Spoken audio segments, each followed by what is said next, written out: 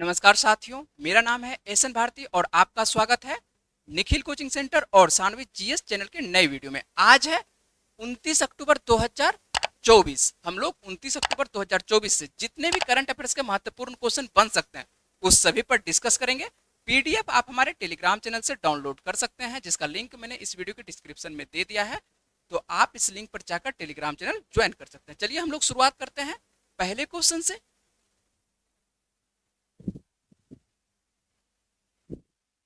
और हम लोगों के सामने में पहला क्वेश्चन है और पहला क्वेश्चन है दिवस में। और ये क्वेश्चन कौन सा है? अंतर्राष्ट्रीय एनिमेशन दिवस प्रतिवर्ष कब मनाया जाता है? कौन सा क्वेश्चन है कि अंतर्राष्ट्रीय एनिमेशन दिवस प्रतिवर्ष कब मनाया जाता है? तो अंतर्राष्ट्रीय एनिमेशन दिवस जो है प्रतिवर्ष 28 अक्टूबर को मनाया जाता है। कब मनाया जाता है? यह जो है 28 अक्टूबर को मनाया जाता है।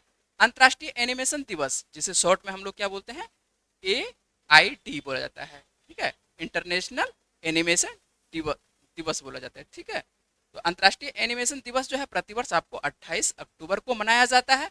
यह यूनेस्को की एक शाखा अंतर्राष्ट्रीय एनिमेटेड फिल्म एसोसिएशन, जिसे शॉर्ट में क्या बोलते हैं हम लोग, ASIF है। इसका फुल फॉर्म जो है यहाँ पर मैंने लिखा है, the international animated film association द्वारा जो है 2002 में स्थापित इस दिवस का जो उद्देश्य है, नई प्रतिभाओं को क्या करना है, प्रेरित करना है और एनिमेशन को क्या करना है, बढ़ावा देना है। इसकी शुरुआत हम लोग देख लेते हैं तो कब से होती है। तो इसकी शुरुआत जो है 1892 में होती है और 1892 के बाद जो है एनिमेशन में काफी विकास हुआ है। अभी वर्तमान के दौर में जो है इसमें काफी विकास हुआ है। और इसका जो एक तरह से कह सकते हैं आविष्कारक थे, कौन थे? चार्ल्स माइल रेनॉल्ड के द्वारा जो है इसका आविष्कार किया गया था। और ये कहाँ के व्यक्ति थे? तो ये जो थे पेरिस में इनका आविष्कार किया था। सार्वजनिक दर्शकों के लिए जो है एनिमेटेड कार्टून जो है पेश करने वाले पहले व्यक्ति कौन थे? तो पहले व्यक्ति यही थे, चार्ल्स माइल रेनॉल्ड थे। ठीक है, चार्ल्स माइल रेनॉल्ड के द्वारा जो है पहला आविष्कार किया गया था किस चीज के? तो एनिमेटेड कार्टून बनाने के लिए।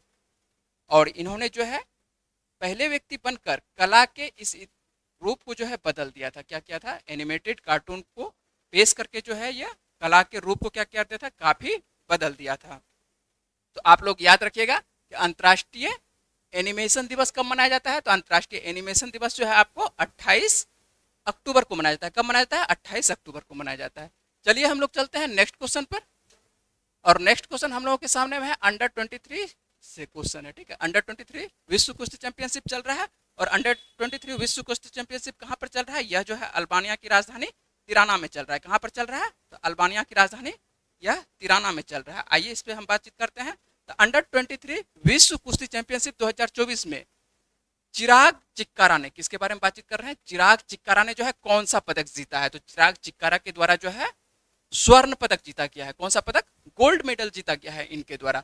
और ये पहले व्यक्ति हैं जो इस बार 2024 में जो है गोल्ड मेडल जीता जाता है। अभी तक वो में वर्तमान में एक ही गोल्ड मेडल जीता गया है और वो किसके द्वारा? चिराग चिक्कारा के द्वारा जीता गया। और चिराग चिक्कारा जो है अंडर 23 विश्व कुश्ती चैंपियनशिप 2024 में भारत के लिए एकमात्र ये स्वर्ण पदक विजेता है। कौन है? इनका क्या नाम है? तो चिराग चिक्कारा है। और जिन्होंने अंडर 23 विश्व कुश्ती चैंपियनशिप 2024 में क्या करते हैं, ये आपको स्वर्ण पदक जीतते हैं। और ये जो है किस वर्ग में जीतते हैं? तो इन्होंने जो है पुरुषों की फ्री स्टाइल 57 किलोग्राम वर्ग में जो है ये पदक जीतते हैं। यदि बात करते हैं कि भारत अभी तक में कुल कितना पदक जीत चुका है, तो भारत जो है अभी तक में कुल कितना पदक जीत चुका है? 9 पदक जीत चुका है, जिसमें जो है एक स्वर्ण पदक है, एक रजत है और 7 कांस्य पदक है। तो आपको इसके बारे में मैंने एक रजत पदक जो जीती थी अंजलि के द्वारा जीता गया है। अंडर 23 विश्व कुश्ती चैंपियनशिप महिला पहलवान अंजलि के द्वारा क्या जीता गया है? रजत जीता गया है। और स्वर्ण जो है आपको चिराग चिक्कारा के द्वारा जीता गया। तो ये दोनों कम से कम आप लोगों को याद रखना है कि किसके द्वारा रजत जीता गया और किसके द्वारा स्वर्ण पदक जीता गया। और यह चैंपियन कहाँ पर इसका आयोजन किया जा रहा है? अंडर 23 विश्व कुश्ती चैंपियनशिप का आयोजन कहाँ पर हो रहा है इस बार? यह जो है आपको अल्बानिया की राजधानी तिराना में किया जा रहा है। कहाँ पर किया जा रहा है? अल्बानिया की राजधानी तिराना में किया जा रहा है। तो नाम आता है अल्बानिया के, तो अल्बानिया के बारे में भी देख लेते हैं। तो राजधानी इसका तिराना ही है। और यहाँ पर जो मुद्रा चलती है, कौन सी मुद्रा चलती है? यहाँ पर आपको लेक मुद्रा चलती है। कौन सी मुद्रा चलती है? लेक मुद्रा चलती है। और ये जो आप तस्वीर देख रहे हैं, ये तस्वीर है चिराग चिक्कारा का। और इन्होंने ही अंडर 23 विश्व कुश्ती चैंपियनशिप में क्या करते हैं? ये स्वर्ण पदक जीतते हैं। यही चिराग चिक्कारा है और इनके द्वारा ही जीता गया है अंडर 23 विश्व कुश्ती चैंपियनशिप में स्वर्ण पदक। तो याद रखिएगा। चलते हैं हम लोग नेक्स्ट क्वेश्चन पर। और नेक्स्ट क्वेश्चन हम लोग के सामने में धन्वंतरी जयंती और 9वें आयुर्वेद दिवस के उपलक्ष्य में लगभग 12,850 करोड़, कितने के बारे में बातचीत कर रहा है, 12,850 करोड़ रुपए की स्वास्थ्य देखभाल परियोजनाओं का उद्घाटन और शिलान्यास किसके द्वारा किया जाएगा, कौन करेंगे? यह जो है अपने प्रधानमंत्री नरेंद्र मोदी के द्वारा जो है आपको धन्वंतरी जयंती और 9वें आयुर्वेद दिवस के उपलक्ष्य में जो है लगभग 12,850 करोड़ रुपए की स्वास्थ्य देखभाल परियोजनाओं का उद्घाटन और शिलान्यास किया जाएगा। और धन्वंतरी जयंती जो है और आज के ही दिन मनाया जा रहा है। कब मनाया जा रहा है? 29 अक्टूबर के ही दिन जो है धन्वंतरी जयंती दिवस मनाया जा रहा है। और आयुर्वेद दिवस की यदि बात करते हैं तो 9वें आयुर्वेद दिवस जो है यह कब मनाया जा रहा है? तो यह भी जो है आपको 29 अक्टूबर को ही मनाया जा रहा है। यहाँ पर मैंने लिखा है धन्वंतरी जयंती और 9वें आयुर्वेद दिवस के अवसर पर जो है प्रधानमंत्री नरेंद्र मोदी 29 अक्टूबर को अखिल भारतीय आयुर्वेद संस्थान नई दिल्ली में जो है लगभग 12,850 करोड़ रुपए की लागत वाली स्वास्थ्य क्षेत्र से संबंधित विभिन्न परियोजनाओं का शुभारंभ और शिलान्यास करेंगे। ठीक है, तो धन्वंतरी जयंती कब मनाया जा रहा है? तो आज के ही दिन जो है 29 अक्टूबर को मनाया जा रहा है। और 9वें आयुर्वेद दिवस कब मनाया जा रहा है? यह भी आपको 29 अक्टूबर को ही मनाया जा रहा है। और इसका शिलान्यास कहाँ पर किया जाएगा? यह जो है अखिल भारतीय आयुर्वेद संस्थान कहाँ पर? नई दिल्ली में। यहीं पर जो है इसका उद्घाटन किया जाएगा। प्रधानमंत्री नरेंद्र मोदी जो है आपको आयुष्मान भारत प्रधानमंत्री जन आरोग्य योजना के तहत 70 वर्ष और उससे अधिक कह सकते हैं 70 वर्ष और उससे अधिक आयु के सभी वरिष्ठ नागरिकों के लिए जो है स्वास्थ्य कवरेज का विस्तार शुरू करेंगे। क्या करेंगे? इसके तहत जो है प्रधानमंत्री नरेंद्र मोदी जो है आयुष्मान भारत योजना चलाया जाता है भारत सरकार के द्वारा। तो आयुष्मान भारत प्रधानमंत्री जन आरोग्य योजना के तहत जो कितने वर्ष का, याद रखिएगा वर्ष भी पूछा जाता है तो 70 वर्ष। ठीक है, कितने वर्ष? 70 वर्ष या उससे अधिक आयु के जो भी वरिष्ठ नागरिक हैं उनके स्वास्थ्य का क्या किया जाएगा? कवरेज का विस्तार किया जाएगा। और इससे क्या होगा? तो वरिष्ठ नागरिकों की उनकी आय को महत्व दिए बिना स्वास्थ्य कवरेज प्रदान करने की सुविधा मिलेगी। ठीक है, यहाँ पर मैंने लिखा है सभी वरिष्ठ नागरिकों को उनकी आय को महत्व दिए बिना स्वास्थ्य कवरेज प्रदान करने में मदद मिलेगी। याद रखिएगा धन्वंतरी जयंती कब मनाया जा रहा है? तो इस बार जो है आपको 29 अक्टूबर को आज के ही दिन मनाया जा रहा है। और 9वें आयुर्वेद दिवस कब मनाया जा रहा है? यह भी आपको 29 अक्टूबर को मनाया जा रहा है। और इसका उद्घाटन कर सकते हैं, किसका उद्घाटन? यहाँ पर मैंने लिखा है कि आयुर्वेद दिवस के उपलक्ष्य में जो है लगभग 12,850 करोड़ रुपए की स्वास्थ्य देखभाल परियोजनाओं का उद्घाटन जो है शिलान्यास किसके द्वारा किया जा रहा है? यह जो है प्रधानमंत्री नरेंद्र मोदी के द्वारा किया जाएगा। ठीक है, चले हम लोग नेक्स्ट क्वेश्चन पर। चलिए, और नेक्स्ट क्वेश्चन हम लोग के सामने में हाल ही में किस राज्य सरकार ने विशेष शिक्षा जोन बनाए जाने की घोषणा की है? किसके द्वारा बातचीत किया जा रहा है कि किस राज्य सरकार के द्वारा जो है विशेष शिक्षा जोन बनाए जाने की घोषणा की है? इस क्वेश्चन को इस तरह से भी पूछा जा सकता है। ये तो आपको आंसर यहाँ पर मैंने लिखा है कि उत्तर प्रदेश सरकार के द्वारा जो है विशेष शिक्षा जोन बनाए जाने की घोषणा किया है। और उत्तर प्रदेश सरकार ने जो है कितने जिलों को, यहाँ पर क्वेश्चन है इस तरह से भी क्वेश्चन पूछ सकता है कि उत्तर प्रदेश सरकार ने जो है कितने जिलों में विशेष शिक्षा जोन बनाए जा रहे हैं। ठीक है, उत्तर प्रदेश जो है उत्तर प्रदेश राज्य, वहां पर जो है देखते हैं तो कितने जिलों में जो है विशेष शिक्षा जोन बनाए जाने की घोषणा किया गया है। तो यहाँ पर जो है आपको कितने जिलों में, तो 6 जिलों में जो है बनाए जाने की घोषणा किया गया है। तो आइए हम लोग देख लेते हैं ये क्या है, विशेष शिक्षा जोन क्या है और कितने जिलों में है, तो वो कौन कौन सा जिला है। यहाँ पर जो है उत्तर प्रदेश में प्राइमरी से लेकर विश्वविद्यालय तक की जो शिक्षा है एक ही स्थान में उपलब्ध होगी। क्या कहा जा रहा है? उत्तर प्रदेश में प्राइमरी से लेकर विश्वविद्यालय तक की शिक्षा कहाँ पर होगी? एक ही स्थान पर उपलब्ध होगी। और इसके लिए जो है आपको इधर उधर कहीं नहीं जाना पड़ेगा। जहां पर यदि प्राइमरी में जहां पर एडमिशन होगा वहां से लेकर आपको विश्वविद्यालय तक जो है एक ही जगह पर शिक्षा उपलब्ध हो सकेगी। और यह कौन कौन सा जिला है? 6 जिला जो है, तो 6 जिला के बारे में हम लोग देख लेते हैं कि कौन कौन सा जिला है। तो सबसे पहला जिला जो है लखनऊ है। कौन सा जिला है? लखनऊ है। उसके बाद आगे चलते हैं तो लखनऊ के आगे आपको कौन सा जिला मिलेगा? तो अयोध्या।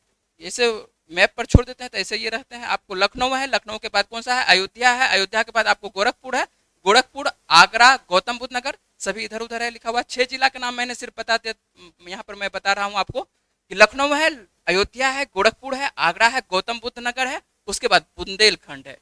और ये जो आपको 6 जिला है, इसी 6 जिला में क्या किया जाएगा, स्पेशल एजुकेशन जोन विकसित किया जाएगा। कहाँ कहाँ पर, लखनऊ में, अयोध्या में, गोरखपुर में, आगरा में, गौतम बुद्ध नगर में।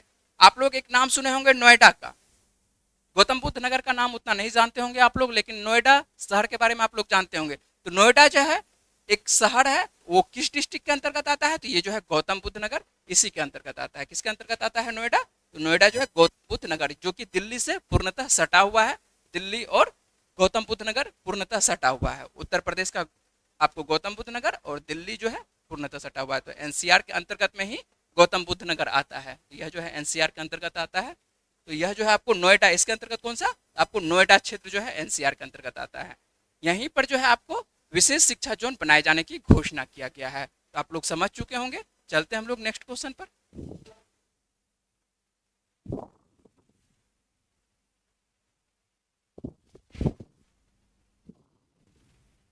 और नेक्स्ट क्वेश्चन हम लोग के सामने में है, भारत की पहली पहली निजी सैन्य बोला जा रहा है, क्या कहा जा रहा है कि भारत की पहली निजी सैन्य विमान फैक्ट्री का उद्घाटन जो है किस राज्य में किया गया है। यह किस राज्य में किया गया है, तो यह जो है गुजरात के वडोदरा में किया गया है। कहां पर किया गया है, तो गुजरात के वडोदरा में किया गया है। आप लोग नाम सुने होंगे TASL का, जिसे कि हम लोग बोलते हैं टाटा एडवांस्ड सिस्टम लिमिटेड। क्या बोलते हैं, टाटा एडवांस्ड सिस्टम लिमिटेड बोलता है। और इनके द्वारा ही जो है भारत में C295 सैन्य परिवहन विमान के निर्माण के लिए जो है गुजरात के वडोदरा में एक कारखाना स्थापित कर रहा है। ठीक है, किसके द्वारा, यह जो है टाटा एडवांस सिस्टम लिमिटेड के द्वारा जो है गुजरात के किस शहर में, तो गुजरात के आपको वडोदरा में जो है यहाँ पर C295 सैन्य परिवहन विमान के लिए जो है निर्माण के लिए यहाँ पर एक कारखाना स्थापित किया जा रहा है। कहाँ पर, यह जो है गुजरात के वडोदरा शहर में। और यह जो है भारत में निजी क्षेत्र की पहली सैन्य विमान निर्माण फैक्ट्री होगी। कहां पर, यह भारत की यदि हम लोग देख लेते हैं तो भारत में जो है यह निजी क्षेत्र की पहली सैन्य विमान निर्माण फैक्ट्री होगी। किसके द्वारा यह किया जा रहा है, तो यह जो है टाटा एडवांस सिस्टम लिमिटेड के द्वारा किया जा रहा है। तो याद रखिएगा कि भारत की पहली निजी क्षेत्र की जो पहली सैन्य विमान निर्माण फैक्ट्री है, यह किसके द्वारा, तो टाटा एडवांस सिस्टम लिमिटेड के द्वारा। और कहां पर, तो गुजरात के वडोदरा में। यह भी याद रखना है कि गुजरात के वडोदरा शहर में इसकी स्थापना किया जा रहा है। और यहाँ पर जो है TASL के द्वारा जो है 40 विमान बनाया जाएगा। कितना, 40 विमान बनाया जाएगा। और 16 विमान एयरबेस जो है, 16 विमान एयरबेस सीधे जो है आपको यहाँ पर दिया जाएगा। 16 विमान एयरबेस द्वारा जो है यहाँ सीधे दिए जाएंगे। और इस फैक्ट्री में विमान के निर्माण से लेकर उसकी टेस्टिंग और डिलीवरी तक की पूरी प्रक्रिया होगी। क्या होगा, यहाँ पर जो है जो भी निर्माण, इस फैक्ट्री में जो विमान का निर्माण होगा वहाँ पर जो है टेस्टिंग की सुविधा होगी और डिलीवरी की पूरी प्रक्रिया होगी। कहाँ पर, आपको गुजरात के वडोदरा शहर में। और नाम आता है गुजरात का, तो गुजरात के बारे में हम लोग देख लेते हैं। तो गुजरात की राजधानी क्या है, तो गुजरात की राजधानी आप लोगों को पता है कि गांधीनगर है। और मुख्यमंत्री वर्तमान में कौन है, तो मुख्यमंत्री यहाँ पर भूपेंद्र पटेल है। और लोकसभा की कितनी सीटें आती है, तो लोकसभा की आपको 26 सीटें आती है और राज्यसभा की 11 सीटें आती है। यदि राज्यपाल की बात करते हैं तो राज्यपाल गुजरात के कौन है, तो गुजरात के राज्यपाल जो है आचार्य देवव्रत हैं। चलते हैं हम लोग नेक्स्ट क्वेश्चन पर। और नेक्स्ट क्वेश्चन जो है ये भी आपको गुजरात से ही संबंधित है। नेक्स्ट क्वेश्चन किससे संबंधित है, नेक्स्ट क्वेश्चन जो है आपको ये गुजरात से ही संबंधित है। आइए इसके बारे में बातचीत करते हैं। वर्धा वन्य जीव अभ्यारण्य, किसके बारे में बातचीत कर रहे हैं, वर्धा वन्य जीव अभ्यारण्य का उद्घाटन जो है किस राज्य में किया जा रहा है, तो इसका उद्घाटन जो है आपको गुजरात में किया जा रहा है। कहां पर, गुजरात में किया जा रहा है। 29 अक्टूबर आज के ही दिन जो है वर्धा में जो है वन्य जीव अभ्यारण्य और जंगल सफारी के पहले चरण का उद्घाटन यहाँ पर किया जाएगा। आज के दिन ही जो है गुजरात में जो है वर्धा वन्य जीव अभ्यारण्य और जंगल सफारी के पहले चरण का जो है उद्घाटन किया जाएगा। इस कार्यक्रम का उद्देश्य क्या है, तो इस कार्यक्रम का उद्देश्य है वन्य जीव पर्यटन को बढ़ावा देना। क्या है, पर्यटन को बढ़ावा देने के उद्देश्य से जो है इस क्षेत्र में जो है वन्य जीव अभ्यारण्य का उद्घाटन किया जा रहा है। कहां पर, यह गुजरात में किया जा रहा है। वन्य जीव अभ्यारण्य क्या होता है, तो आइए हम लोग इसके बारे में बातचीत कर लेते हैं। वन्य जीव अभ्यारण्य क्या होता है, तो वन्य जीव अभ्यारण्य वह क्षेत्र है जहां पर जानवरों के आवास और उनके आसपास के क्षेत्र जो है, क्षेत्र को किसी भी तरह से गड़बड़ी से सुरक्षित करना है। क्या करना है, किसी भी तरह के गड़बड़ी से क्या करना है, सुरक्षित करना है। वन्य जीव अभ्यारण्य वह क्षेत्र है जहां पर जानवरों के आवास कर सकते हैं, जो जानवर जहां पर रहते हैं, निवास करते हैं, ठीक है, उनके आसपास के क्षेत्र को है किसी भी तरह की गड़बड़ी से क्या करना है, सुरक्षित रखना है, ठीक है। और इन क्षेत्रों में जानवरों को पकड़ना, मारना और उनका अवैध शिकार करना जो है सख्त वर्जित रहता है। क्या करना है इस क्षेत्र में जो रहता है, जानवरों को पकड़ना, मारना और उनके अवैध शिकार पर क्या करना है, सख्त वर्जित लगा दिया जाता है। और इनका उद्देश्य क्या है, तो इनका उद्देश्य क्या है, जानवरों को, इनका उद्देश्य यदि हम लोग देख लेते हैं तो जानवरों को क्या करना है, आरामदायक जीवन प्रदान करना है। वन्य जीव अभ्यारण्य जो कहीं पर लाया जाता है तो उसका क्या है उद्देश्य, तो उद्देश्य जो होता है जानवरों को आरामदायक जीवन प्रदान करना होता है। भारत में हम लोग देख लेते हैं कि वन्य जीव अभ्यारण्य के अंतर्गत किसको किसको रखा जाता है, तो भारत में जो है वन्य जीव अभ्यारण्य के अंतर्गत रखते हैं घने जंगल को। किसको रखा जाता है, घने जंगल को, बड़ी नदियां को और ऊंचे और खूबसूरत पहाड़ को। यहाँ पर मैंने लिखा है भारत में जो है घने जंगल, बड़ी नदियां, ऊंचे और खूबसूरत पहाड़ को जो है वन्य जीव अभ्यारण्य के अंतर्गत रखा जाता है। और ये जो आप तस्वीर देख रहे हैं ये वर्धा वन्य जीव अभ्यारण्य की तस्वीर है। आइए दिखा देते हैं आप लोगों को। ये जो है आपको दिखाई पड़ रहा है दो, यहाँ पर जो है हिरन टाइप का है, ठीक है। तो ये जो आपको दिखाई पड़ रहा है ये कहाँ का तस्वीर है, तो यह जो है आपको वर्धा वन्य जीव अभ्यारण्य का ही तस्वीर है। और यहाँ पर यदि हम लोग देख लेते हैं तो सबसे फेमस जो कौन सा जानवर, सबसे प्रसिद्ध जानवर है, तो यहाँ पर जो है सबसे फेमस जानवर है, वैसे शेर सबसे फेमस है। यदि दूसरा इंडिया का जो देखते हैं तो सबसे दूसरा यदि वन्य जीव अभ्यारण्य है जो कि कहाँ सबसे सर्वाधिक शेर पाया जाता है, तो यह जो है वर्धा वन्य जीव अभ्यारण्य में ही पाया जाता है।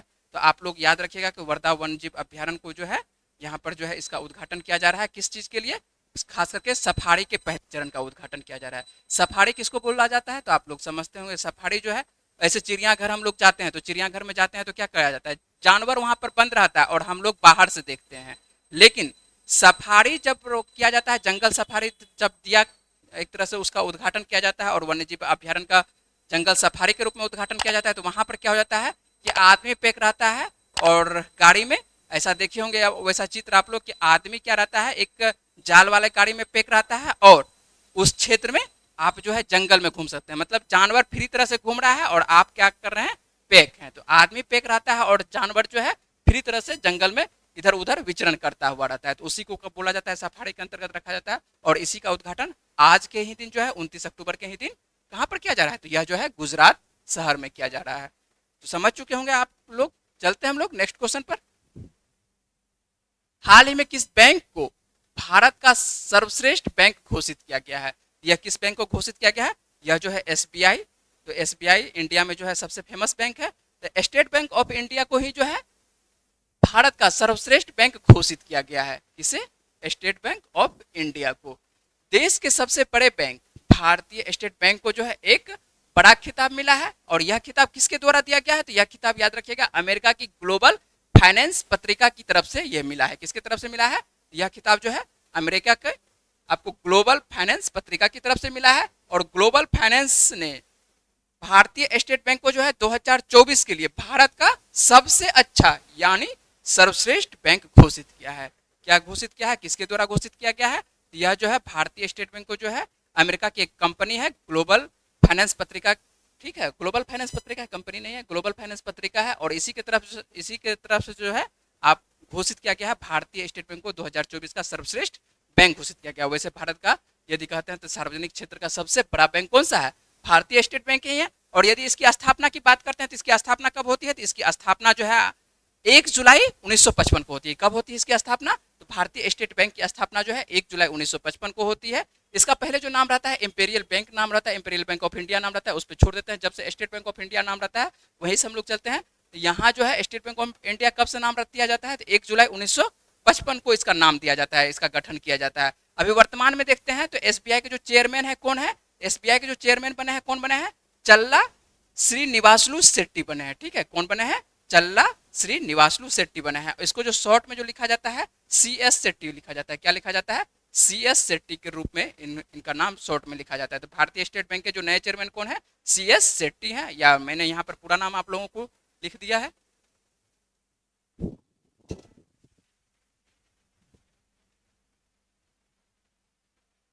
चलते हैं हम लोग नेक्स्ट क्वेश्चन पर। और नेक्स्ट क्वेश्चन हम लोग के सामने में कौन सा है, नए 3 साल के कार्यकाल के लिए, ये भी बैंक से संबंधित है। नए 3 साल के कार्यकाल के लिए जो है एक्सिस बैंक, किसके बारे में बातचीत किया जा रहा है इस बार, एक्सिस बैंक के बारे में बातचीत किया जा रहा है। और एक्सिस बैंक के प्रबंध निदेशक और मुख्य कार्यकारी अधिकारी के रूप में जो है किससे पुनः नियुक्त किया गया है। अभी भी वर्तमान में यही है इसके कार्यकारी अधिकारी और प्रबंध निदेशक। और वो कौन है एक्सिस बैंक के? अमिताभ चौधरी हैं। कौन है?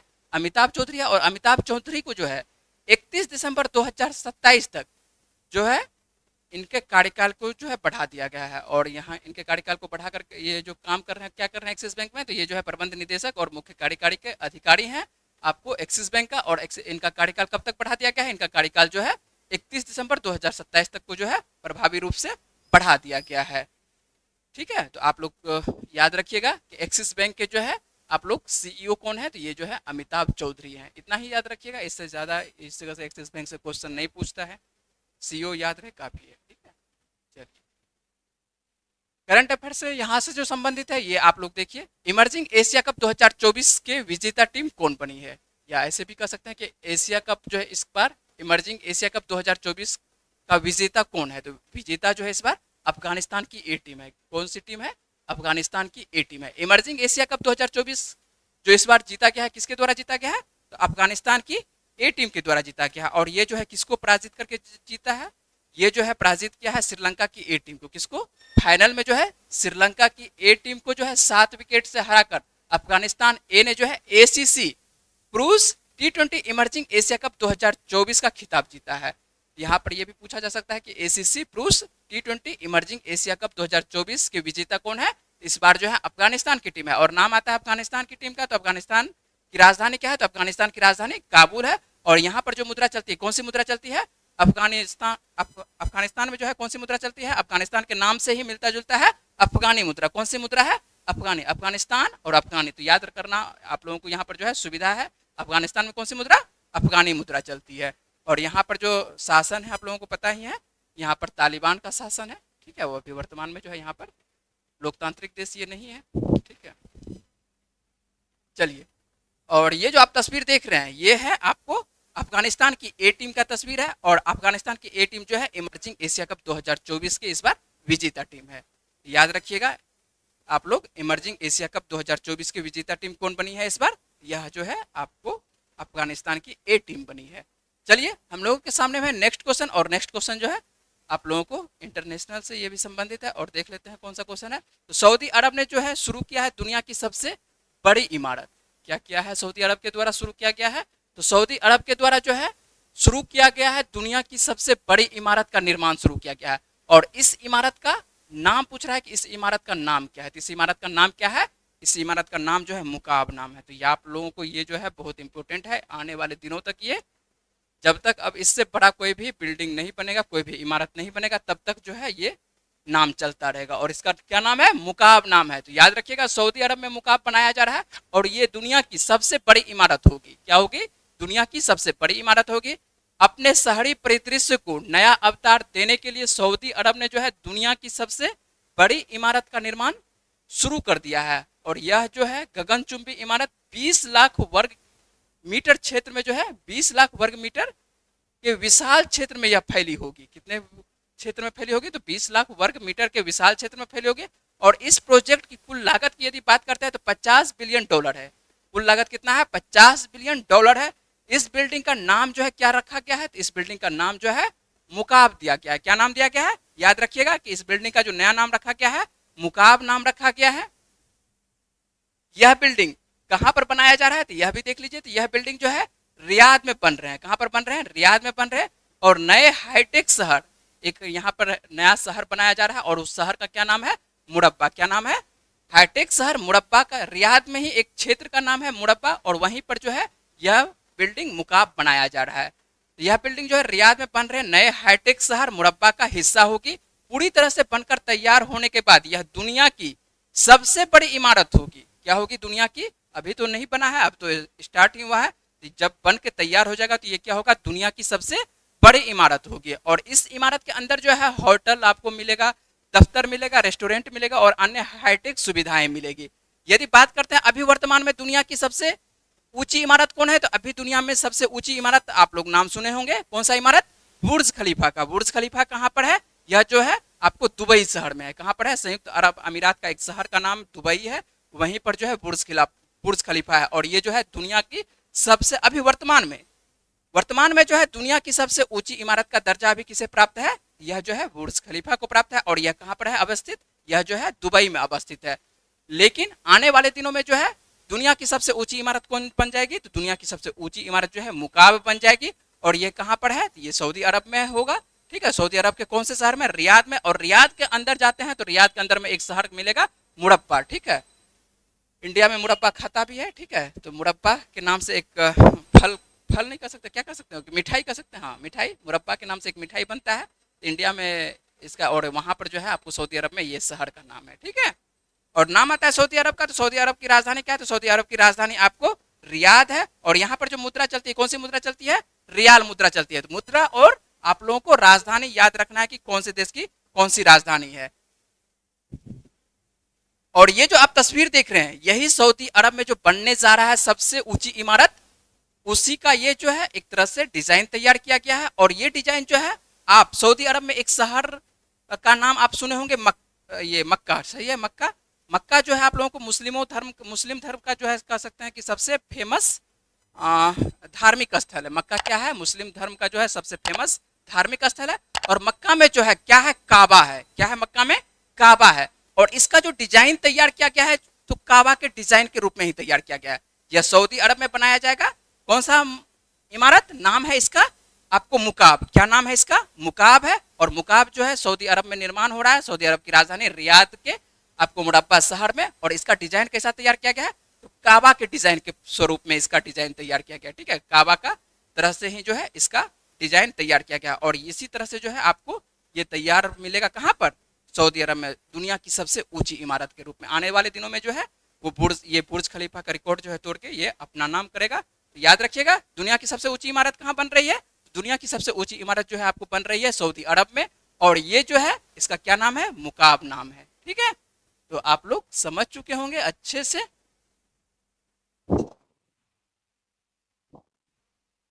पिछले वीडियो का प्रश्न हम लोग देख लेते हैं कि पिछले वीडियो में मैंने आप लोगों से क्या प्रश्न पूछा था। तो पिछले वीडियो में मैंने आप लोगों से प्रश्न पूछा था, राष्ट्रीय महिला आयोग का नया अध्यक्ष किसे नियुक्त किया गया है। तो राष्ट्रीय महिला आयोग का जो नया अध्यक्ष नियुक्त किया गया है, किसे नियुक्त किया गया है, ये जो है आपको विजया किशोर राहटकर को नियुक्त किया गया। किसे नियुक्त किया गया है, राष्ट्रीय महिला आयोग का जो नया अध्यक्ष बनाया गया है, विजया किशोर राहटकर को बनाया गया है। और इस प्रश्न के बारे में मैंने पिछले वीडियो में पूरे विस्तार से बताया था। यदि आप लोग वीडियो को अच्छे से वॉच कर रहे होंगे तो ये प्रश्न आप लोगों से बना होगा। और जिन्होंने इसका आंसर कमेंट बॉक्स में लिखे हैं, अधिकांश छात्रों का जो आंसर सही है। और इसी तरह से जो है आप लोग आंसर कमेंट बॉक्स में लिखते रहिए। और आप लोग जो भी नाम नहीं लिखते हैं तो कृपया नाम लिखें, तो वैसे पता नहीं चलता है कि हमको कौन आंसर दिए हैं या ना दिया है। आंसर आप लोगों को कैसे लिखना है, तो आंसर जो है ऐसे लिखना है, पहले सबसे पहले आंसर दे दीजिए, जो भी आंसर आपको लगता है। जैसे यहाँ पर आप लगता है कि बी नंबर है तो बी लिख दीजिएगा। उसके बाद आपको अपना नाम लिख देना है, जो भी आपका अपना नाम होगा। उसके बाद आप किस टाउन से देख रहे हैं वो जो है आप यहाँ पर लिख दीजिएगा, जिससे कि मुझे पता चलता रहे कि आप इस जगह से देख रहे हैं इस वीडियो को। चलिए हम लोग आते हैं आज के प्रश्न पर। और आज का प्रश्न कौन सा है देख लेते हैं।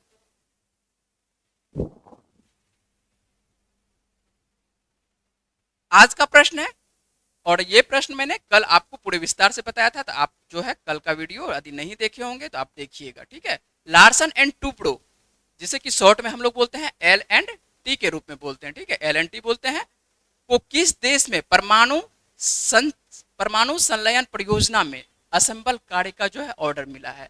यहाँ पर क्या क्वेश्चन है, लार्सन एंड टूब्रो जो है कंपनी कहाँ की कंपनी है, भारतीय कंपनी है। और इसे जो है किस देश में जो है परमाणु संलयन परियोजना में असेंबल कार्य का ऑर्डर मिला है। तो इसका सही आंसर क्या होगा वो देना है आपको। इसका जवाब कहाँ पर, कमेंट बॉक्स में बताना है। और मुझे उम्मीद है कि इस वीडियो में मैंने जितने भी इंपोर्टेंट क्वेश्चन पर बात किए वो पॉइंट्स आपको समझ में आए होंगे। अगर वीडियो आपको अच्छी लगी तो वीडियो को लाइक करिएगा, शेयर करिएगा और अपने दोस्तों को वीडियो के बारे में बताइएगा। और चैनल को सब्सक्राइब अवश्य कर लीजिएगा, जिससे कि आपको प्रत्येक दिन करंट अफेयर्स मिलता रहे। चलिए हम लोग मिलते हैं आप लोगों से अगली वीडियो में। तब तक के लिए अपना ख्याल रखिएगा, पढ़ते रहिए। वीडियो में बने रहने के लिए बहुत बहुत शुक्रिया, धन्यवाद।